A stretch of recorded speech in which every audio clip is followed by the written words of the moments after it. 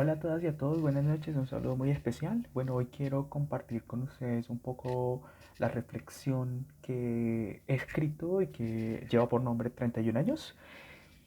Hoy es una fecha muy especial, estamos hablando de que hace 31 años, el 20 de noviembre de 1989, la Asamblea General de las Naciones Unidas aprobó el que hoy conocemos como el Tratado Universal más ratificado de la historia de los derechos humanos y es el tratado de o la Convención sobre los Derechos de los Niños y las Niñas.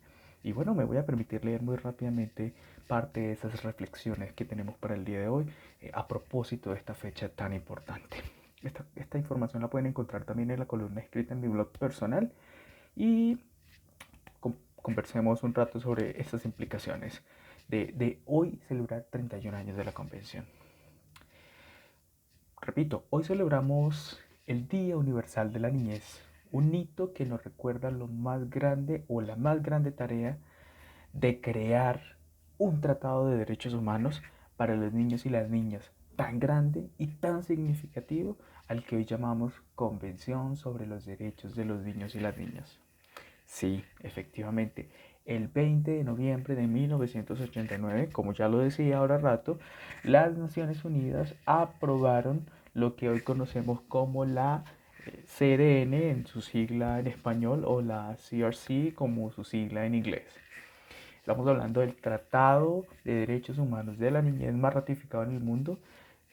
Algunos expertos hablan de que este tratado, por ejemplo, no ha sido firmado por escasos uno o dos países. Uno de esos países que puedo citar es los Estados Unidos. Ustedes entenderán la normatividad que funciona en el país y esto pues ha sido, digamos, la barrera que ha dicho la nación, no vamos a firmar ni a ratificar ese tratado y ningún otro tratado, de alguna manera. Ese récord anterior de ser el tratado universal más ratificado a simple vista puede leerse como un esfuerzo imperativo por parte de los estados para hacer realidad los derechos de la niñez como en efecto lo es. No obstante, la convención representa un cambio social, político, económico, cultural y sobre todo epistémico de lo que nosotros hoy decimos es la comprensión sobre las infancias. Alguna vez me pareció escucharle o haberle leído mejor al profesor norteamericano Roger Hart expresar algo sobre esto que ya había mencionado, es decir, sobre el significativo aporte de la convención a la niñez. Hablamos de un giro epistemológico muy grande en primera instancia porque, y eso lo coloco entre comillas, en teoría dejamos de ver a las niñas y a los niños como objetos de especial protección porque siempre viven en riesgo, ¿no? O sea, estamos hablando como si eh, desde esa perspectiva pareciera que las infancias fuese un estado perfecto de situaciones irregulares, ¿sí? Entonces, pasamos de eso a reconocerles como ciudadanos y ciudadanas sujetos de derechos con total legitimidad para construir social, política, económica y culturalmente. En segundo lugar, el marco de protección de la niñez, lo que aquí en Colombia conocemos mediante la ley como la protección integral, deconstruye ese paradigma de niñez irregular, esa situación irregular, y lo que hace es cimentarse en esa categoría que llamamos los niños y las niñas son sujetos de derechos. Esto significa que los derechos de los niños y las niñas prevalecen frente a los derechos de aquellos que no son niños, a los adultos u otras poblaciones. Que todos somos corresponsables de garantizar esos derechos.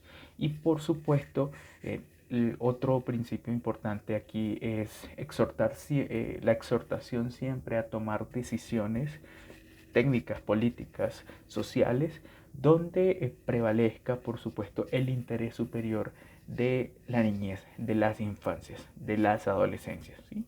Entonces, eso es en términos generales el nuevo paradigma sobre el cual se cimienta el marco de derechos de los niños y las niñas.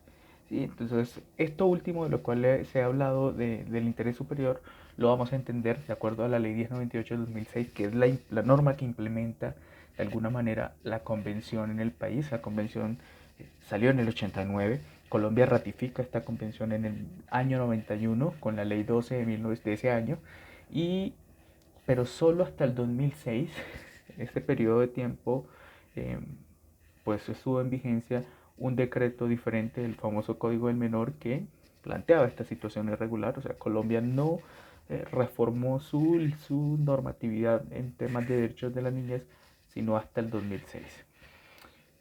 Y partiendo de esto, llego a la tercera idea, que la me voy a referir muy rápidamente, y es otro principio importante, y es el de la participación de los niños y las niñas. Que entre otras cosas, aquí hago referencia a que es un tema cliché hoy en día, pero complejo.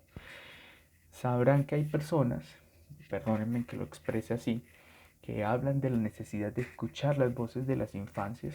No obstante, estas personas no siempre consiguen comprometerse a fomentar procesos de participación tan significativos y auténticos para la vida misma de los niños y las niñas.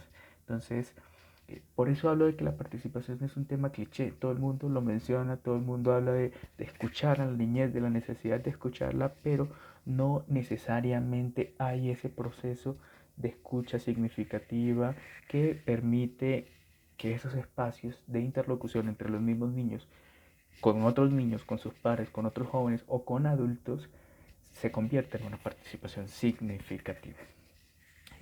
Desde hace mucho tiempo vengo aprendiendo de lo potente que es acompañar procesos de participación de la niñez en los diferentes escenarios de la comunidad, las familias, la sociedad y el Estado. Además además de fortalecer los procesos democráticos, eso más o menos eh, es una claridad. La participación es esencial para la democracia. Eh, Hay un autor, y en este caso estoy citando a Peter Crowley, que sostiene que la participación es un medio, pero a la vez es un fin en sí mismo, porque la participación es un elemento esencial que despliega a que los mismos niños y niñas puedan demandarle o exigir el cumplimiento de otros derechos, ¿sí? Entonces la participación se vuelve un fin porque es un derecho mismo de los niños y las niñas, pero también un medio para garantizar otros derechos, para que ellos ejerzan plenamente su ciudadanía. Claro que me falta mucho por aprender. No me la sé toda en este tema de la convención, de los derechos, de la participación de los niños y las niñas. De hecho, todo lo que sé sobre derechos de la niñez, sobre participación, me lo han enseñado las y los gestores de paz. Y es en esa medida que creo que es un deber ético hacer posible, en el caso de nosotros como adultos facilitadores, que la participación sea real, efectiva y significativa. Actualmente, 31 años de la convención es un buen tiempo, pero no el suficiente para hacer efectivo el cumplimiento de los derechos de cerca de 54 de estos derechos, ¿no?, que están plasmados en la convención. Según algunos datos de diferentes organizaciones que estoy citando en el artículo, por ejemplo, en el mundo se habla de que hay más de 1.000 millones de niños y niñas que anualmente experimentan violencia. En Colombia hay más de 2 millones o 2,3 millones de niños y niñas que son víctimas y que han sido reconocidos como víctimas del conflicto armado. Y no podemos desconocer que, por ejemplo, esta pandemia va a dejar unos efectos significativos en educación. Por ejemplo, muchos van a desertar de las escuelas, en salud, en protección, todo el tema de la violencia, tanto física, sexual, psicológica que hoy existe, salud mental, participación, porque los espacios donde los niños y niñas hacían sus procesos, o los niños que estaban participando de estos procesos de alguna manera se han visto restringidos, la misma escuela está cerrada, su recreación, que es esencial para el desarrollo, y la vida misma se está perdiendo por esta situación de la pandemia. Por otro lado, aún tenemos que desaprender que los niños y las niñas no son menores de edad, ¿sí? Allí vuelvo a la primera idea que planteaba al principio, que en teoría hicimos ese giro epistemológico de pasar de la situación irregular, donde los niños y las niñas son menores de edad, a ciudadanos sujetos de derechos, donde los niños y las niñas son eso, niños y niñas, no menores de edad. La minoría de edad es otra condición, es en términos de Kant, del filósofo kantiano, del filósofo alemán Immanuel Kant, es esa no capacidad de valerte por ti mismo, de razonar por ti mismo. Y nosotros en este marco de derecho hemos dicho que los niños y las niñas son esas personas, son esos ciudadanos y ciudadanas con esa capacidad de, acorde a su edad, de ir participando, expresando sus opiniones, haciendo posible su desarrollo como personas legítimamente sociales. ¿Sí? Entonces, no son menores, no son NN, en un país donde la violencia prevalece de manera significativa. Referirnos a los niños y las niñas como NN puede tener ese daño colateral en los mismos procesos de socialización de las niñeces.